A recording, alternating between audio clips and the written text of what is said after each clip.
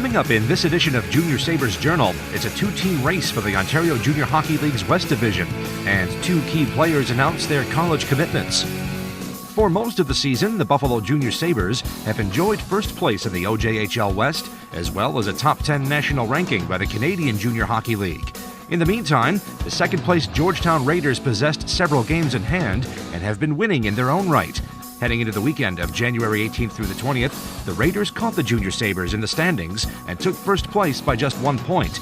It will be a tight race to the finish for these two teams. Buffalo started calendar year 2013 with a win at home against Milton and then a loss at Georgetown. In that loss to the Raiders, Buffalo's leading scorer Tyler Jurich was ejected for a game misconduct for, shall we say, speaking his mind to a referee.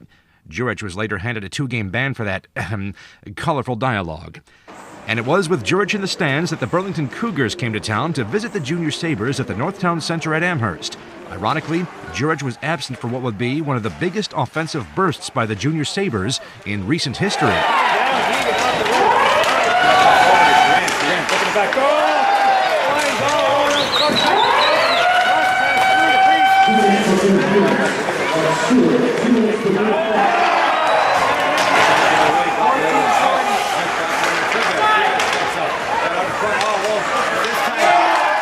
When it was all done, the Junior Sabres routed the visiting Cougars by a score of 14-2. Amazingly, 3 of Buffalo's 14 goals were scored shorthanded, 2 of them while killing the same penalty.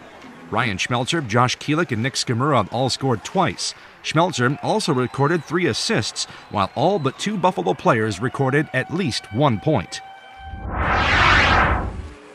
Next up for Buffalo was a visit by the Orangeville Flyers, who are ranked 5th in the OJHL West, but can give higher-ranked teams fits. The Flyers jumped to an early lead within the first minute of play on a goal by Matthew Thompson.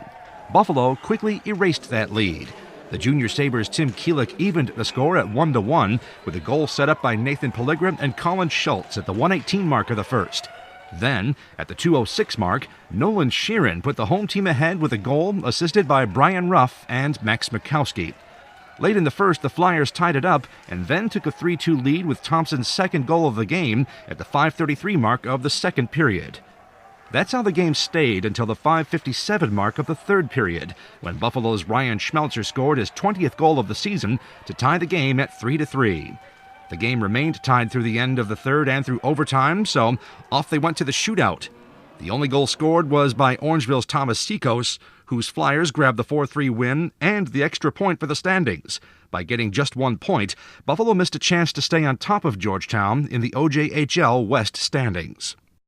Next up for Buffalo, it's a road trip to Hamilton, where they'll take on the Red Wings. The game is available for viewing on fasthockey.com for a nominal fee.